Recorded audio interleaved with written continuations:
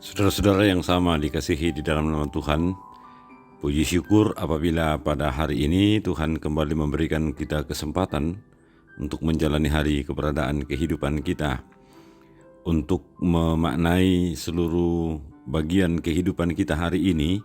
Kita akan membaca dan mendengarkan firman Tuhan sebagai tuntunan bagi kita semua. Mari kita memohon pertolongan kuasa Roh Kudus memberikan pengertian kepada kita. Mari kita berdoa. Terima kasih Tuhan untuk hari ini. Kami akan membaca, mendengarkan firman-Mu yang akan kami pakai sebagai tuntunan di dalam kehidupan kami hari ini. Berbicara atas kami Tuhan, sehingga firman-Mu sungguh dapat kami pahami dengan baik. Dalam nama Yesus kami berdoa. Amin. Firman Tuhan dari Daniel pasal 8 ayat 15 sampai 27. Daniel pasal 8 ayat 15 sampai ayat yang ke-27. Firman Tuhan, sedang aku Daniel melihat penglihatan itu dan berusaha memahaminya, maka tampaklah seorang berdiri di depanku yang rupanya seperti seorang laki-laki. Dan aku mendengar dari tengah sungai Ulai itu suara manusia yang berseru, Gabriel, buatlah orang ini memahami penglihatan itu. Lalu datanglah ia ke tempat aku berdiri, dan ketika ia datang terkejutlah aku dan jatuh tertelungkup. Lalu ia berkata kepadaku, pahamilah anak manusia, bahwa penglihatan itu mengenai akhir masa. Sementara ia berbicara dengan aku, jatuh pingsanlah aku tertelungkup ke tanah. Tetapi ia menyentuh aku dan membuat aku berdiri kembali. Lalu berkatalah ia, kuberitahukan kepadamu apa yang akan terjadi pada akhir murka ini. Sebab hal itu mengenai akhir zaman. Domba jantan yang kau lihat itu dengan kedua tanduknya ialah raja-raja orang Media dan Persia. Dan kambing jantan yang berbulu kesat itu ialah raja negeri Yunani. Dan tanduk besar yang di antara kedua matanya itu ialah raja yang pertama. Dan bahwa tanduk itu patah dan pada tempatnya itu muncul 4 buah, berarti 4 kerajaan akan muncul dari bangsa itu, tetapi tidak sekuat yang terdahulu. Dan pada akhir kerajaan mereka, apabila orang-orang fasik telah penuh kejahatannya, maka akan muncul seorang raja dengan muka yang garang dan yang pandai menipu. Kekuatannya akan menjadi hebat, tetapi tidak sekuat yang terdahulu. Dan ia akan mendatangkan kebinasaan yang mengerikan. Dan apa yang dilakukan akan berhasil. Orang-orang berkuasa akan dibinasakannya, juga umat orang kudus. Dan oleh karena akalnya, penipuan yang dilakukannya akan berhasil. Ia akan membesarkan dirinya dalam hatinya, dan dengan tidak disangka-sangka banyak orang akan dibinasakannya. Juga ia akan bangkit melawan raja, segala raja, tetapi tanpa perbuatan tangan manusia ia akan dihancurkan. Adapun penglihatan tentang petang dan pagi itu, apa yang dikatakan tentang itu adalah benar. Tetapi engkau sembunyikanlah penglihatan itu, sebab hal itu mengenai masa depan yang masih jauh. Maka aku Daniel lelah dan jatuh sakit beberapa hari lamanya. Kemudian bangunlah aku dan melakukan pula urusan raja. Dan aku tercengang-cengang tentang penglihatan itu, tetapi tidak memahaminya. Amin. Demikian firman Tuhan. Berbahagialah kita saudara yang mendengarkan firman Tuhan, terlebih kemudian melakukan firman Tuhan itu dengan setia di dalam seluruh keberadaan kehidupan kita. Saudara-saudara yang sama dikasihi di dalam nama Tuhan.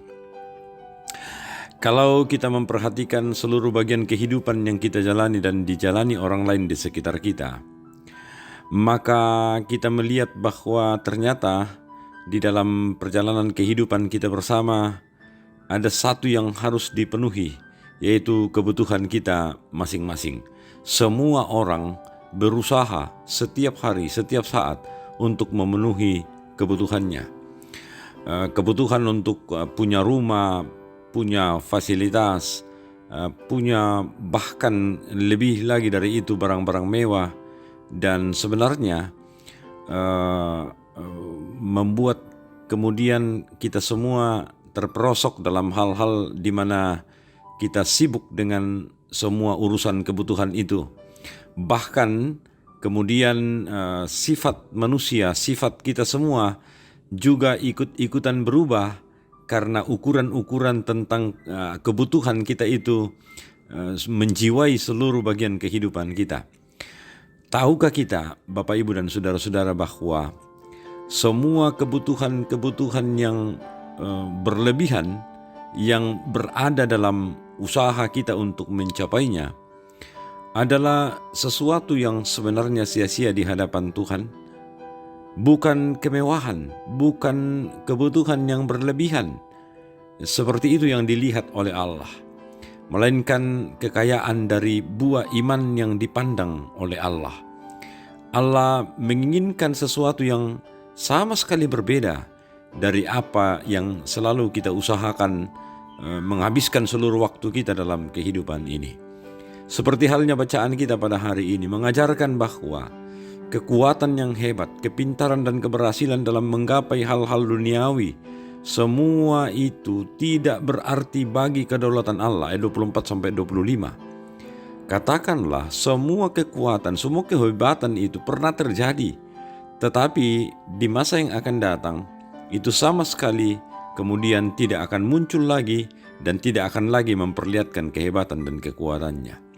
Semua hal itu tidak memiliki arti apa-apa di hadapan Allah, karena Allah hanya memandang buah dari iman kita sebagai seseorang yang telah ditebus dosanya di kayu salib oleh Yesus Kristus Tuhan kita. Hubungan kita dengan Allah ditentukan hanya melalui ukuran Yesus Kristus yang telah berkorban dan menyelamatkan kita. Ini yang menjadi sorotan penting untuk kehidupan orang-orang saat ini. Kebanyakan orang sudah terbawa arus oleh pencarian harta, kecerdasan, keberhasilan, menggapai hal-hal duniawi. Termasuk saya katakan tadi di awal bahwa ukuran kehidupan kita manusia justru ada pada kekayaan, kepintaran dan keberhasilan, dan semua itu menjadikan hubungan kita bukan hanya dengan Allah menjadi rusak, tetapi kadangkala untuk mencapainya hubungan kita dengan sesama kita juga menjadi rusak. Saudara-saudara, apakah kita adalah salah satu bagian dari orang-orang yang telah memiliki hubungan yang rusak baik dengan Allah maupun dengan sesama? Maka mari kita perhatikan bahwa kalau kita berada dalam bagian itu, salah satu penyebab dari semua itu adalah karena kita terbuai dengan arus pencarian harta, kepintaran dan keberhasilan duniawi saja, dan lupa merawat sehingga bisa menghasilkan buah yang lebat di hadapan Tuhan. Tinggalkan kebiasaan itu, karena Tuhan mau kita berbuah lebat di dunia ini. Tuhan sungguh-sungguh mengarahkan kita untuk menghasilkan yang lebih hebat daripada sekadar kehebatan yang kita cari dan kita usahakan dalam dunia ini. Kehebatan dan kebesaran itu adalah mempermuliakan Dia dalam seluruh kegiatan kehidupan kita. Tuhan menguatkan dan memberkati kita semua. Amin. Saudara-saudara, kita telah mendengarkan firman Tuhan. Oleh karena itu, mari kita lakukan terus itu dalam hidup kita. Mari kita berdoa.